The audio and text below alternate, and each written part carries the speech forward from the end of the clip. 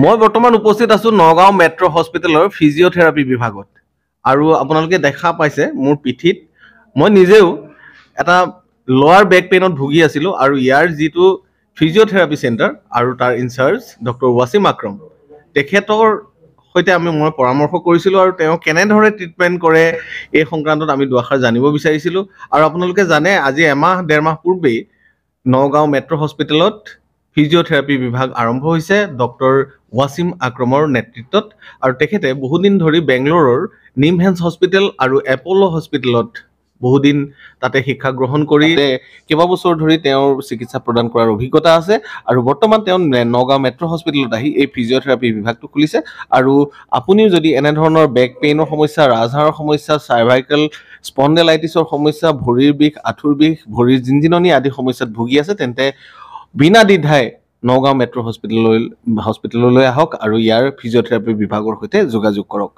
নমস্কাৰ, মই doctor Wasim Akram, chief physiotherapy consultant of Nagaon metro' hospital and research centre. মই পোনপ্ৰথমে আপোনালোকক ধন্যবাদ জ্ঞাপন কৰিছোঁ। মই আজি কিছুমান কণ্ডিশ্যনৰ ওপৰত কথা ক'ম। ধৰি লওক কিছুমান কণ্ডিশ্যন আছে নেক পেইন, নেক স্পণ্ডেলাইটিছ বা স্পণ্ডেল'চিছ,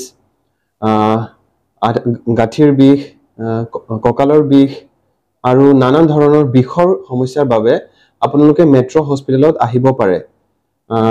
আৰু ধৰি লওক কিছুমান কণ্ডিশ্যন আছে নিউৰলজিকেল কণ্ডিশ্যন, নাৰ্ভৰ সমস্যা, তো সেইখিনি কণ্ডিশ্যন আমি ইয়াতে মেট্ৰ' হস্পিটেলত প্ৰভাইড কৰোঁ। সেইখিনি ট্ৰিটমেণ্টৰ কাৰণে আপোনালোকে নগাঁও মেট্ৰ' হস্পিটেলত আহিব। মই প্ৰতিদিনেই এভেইলেবল থাকোঁ। মই আগতে নিমহেন্স বেংগলোৰ আৰু এপ'ল' স্পেচিয়েলিটি হস্পিটেল বেংগলোৰৰ পৰা ফিজিঅ'থেৰাপি কৰি আহিছোঁ। এতিয়া নগাঁও মেট্ৰ' হস্পিটেলত ফিজিঅ'থেৰাপি ডিপাৰ্টমেণ্ট হৈছে, তো আপোনালোকে আহিব। Any kind of pain, neurological condition, তাৰপাছত নাৰ্ভৰ সমস্যাৰ কাৰণে আপোনালোকে আহিব পাৰে আৰু এনি কাইণ্ড অফ ডিছেবিলিটিৰ কাৰণে আহিব পাৰিব। আৰু মই আৰু এটা কণ্ডিশ্যনৰ বিষয়ে অলপমান ক'ব ট্ৰাই কৰিম। যিহেতু আজিকালি ষ্ট্ৰ'ক পেচেণ্টবোৰ বহুত কমন হৈ গৈছে। ষ্ট্ৰ'ক কণ্ডিশ্যনটো আউট অফ 4 এজন মানুহৰ ষ্ট্ৰ'ক হয়ে। তো সেইটো কাৰণে যেতিয়া মানুহৰ হেমিপেৰেচিছ বা হেমিপ্লেজিয়া হৈ যায়, তো হেমিপ্লেজিয়া হ'লে কি হয়, গোটেইটো পেৰালাইজ হৈ যায়। তো মানুহৰ যেতিয়া পেৰালাইজ হৈ যায় তেতিয়া একো কৰিব নোৱাৰে, এটা ছাইড গোটেইটো পেৰালাইজ হৈ যায়। আৰু এটা কণ্ডিশ্যন আছে স্পাইনেল কৰ্ড ইঞ্জুৰি, য'ত মানুহৰ গোটেইটো বডিটোৱেই পেৰালাইজ হৈ যায়। তো আমি ফিজিঅ'থেৰাপি ট্ৰিটমেণ্ট কৰিয়ে সেইবোৰ ডিছেবিলিটি হওক বা পেৰালাইচিছ হওক সেইবোৰ আমি ভাল কৰোঁ। আৰু ধৰি লওক বিষৰ কাৰণে আমি কিছুমান মডেলিটিছ আছে, মেচিনছ আছে, আধুনিক মেচিন আছে। সেইখিনি মেচিন আমি ইউজ কৰি পেইনৰ কাৰণে হওক বা চুৱেলিং হওক বা নানান ধৰণৰ সমস্যাৰ আমি ইয়াতে ট্ৰিটমেণ্ট কৰোঁ। এতিয়া ধৰি লওক কিছুমান ক্ষেত্ৰত মানুহৰ দেখা যায় কি ৰেডিয়েটিং পেইন, ধৰি লওক এইটো শোল্ডাৰত পেইন হৈছে কিন্তু শোল্ডাৰৰ পৰা ৰেডিয়েট হৈ এইটো হাতলৈকে আহিব। বা ধৰি লওক কঁকালৰ বিষ হৈছে কিন্তু কঁকালৰ বিষটো কি হ'ব, আকৌ ৰেডিয়েট কৰি ভৰিলৈকে আহিব। তো সেইটো টাইমত আমি এইটোৱে ছাজেষ্ট কৰিম এজ এ মুভমেণ্ট স্পেচিয়েলিষ্ট, মই এইটোৱে ছাজেষ্ট কৰিম যে আপোনালোকে ফিজিঅ'থেৰাপিৰ তাত আহক, ফিজিঅ'থেৰাপি ট্ৰিটমেণ্ট কৰক আৰু ভাল পাব। যিহেতু আমি ইয়াতে কিছুমান মডেলিটিছ আধুনিক মেচিন আছে, সেইখিনি মেচিন ইউজ কৰি ফাৰ্ষ্টতে আপোনাৰ পেইনটো কমাম। তাৰ পাছত এক্সাৰচাইজ থেৰাপি দিম, মেনুৱেল থেৰাপি দিম আৰু ইলেক্ট্ৰিক থেৰাপি দিয়ে এইখিনি আমি ট্ৰিটমেণ্ট ভাল কৰিম। ট্ৰিটমেণ্টৰ কাৰণে এজ এ মুভমেণ্ট স্পেচিয়েলিষ্ট মইতো এইটোৱে ক'ম যে ধৰি লওক পেডিয়াট্ৰিক কণ্ডিশ্যন আছে, জেৰিয়াট্ৰিক কণ্ডিশ্যন আছে, নিউৰলজিকেল কণ্ডিশ্যন আছে, অৰ্থপেডিকেল কণ্ডিশ্যন আছে, আমি চব ফিল্ডতে আমি চাওঁ।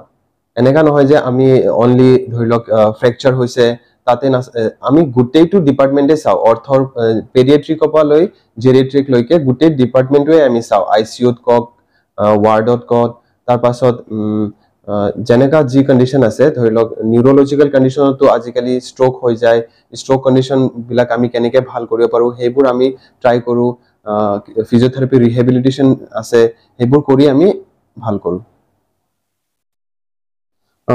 এতিয়া ধৰি লওক লাম্বাৰ স্পণ্ডেলাইটিছ বা লোৱাৰ বেক পেইন, এইটো কণ্ডিশ্যনটো কি হয়, ৰেডিয়েটিং বেক পেইন হয়। তো কিছুমান মানুহে এনেকা কৰে, নৰ্মেল ফাৰ্মাচীত গৈ এটা পেইন কিলাৰ লৈ লয় আৰু এইটো খাই পেইনটো কমাই দিয়ে, বাট এইটো ৰুট কজ নহয়তো। এইটো আমি কেনেকৈ ভাল কৰি ফিজিঅথেৰাপি কৰি বা ধৰি লওক নিউৰলজিকেল কণ্ডিশ্যন যিবোৰ আছে নাৰ্ভৰ সমস্যা সেইখিনি আমি ফিজিঅথেৰাপি ট্ৰিটমেণ্ট কৰি ভাল কৰিব পাৰোঁ আৰু সেইটো কাৰণে আমি মেনুৱেল থেৰাপি দিওঁ তাৰপিছত এক্সাৰচাইজ থেৰাপি আছে এইখিনি দিয়ে আমি এটা ট্ৰিটমেণ্ট প্ৰট'কল বনাই দিওঁ আৰু সেইটো ষ্টেপ বাই ষ্টেপ আমি এইটো ফ'ল' কৰি পেচেণ্টক ভাল কৰোঁ আৰু আমি এইটো বিচাৰোঁ যে পেচেণ্টৰ যাতে এইটো পেইনটো আকৌ ঘূৰি নাহে সেইটো মেডিকেশ্যনটো কি কৰিব পেইনটো কমাই দিব কিন্তু এইটো লং টাৰ্ম ইফেক্ট নহয় আকৌ এইটো ঘূৰি আহিব পাৰে এইখিনি গোটেইখিনি সুবিধা আছে মইতো আধুনিক মেচিনখিনি আনিছোঁ ইয়াতে ট্ৰিটমেণ্ট কৰিবৰ কাৰণে আৰু মই মেট্ৰ' হস্পিটেলত প্ৰতিদিনেই থাকোঁ এইটোৱে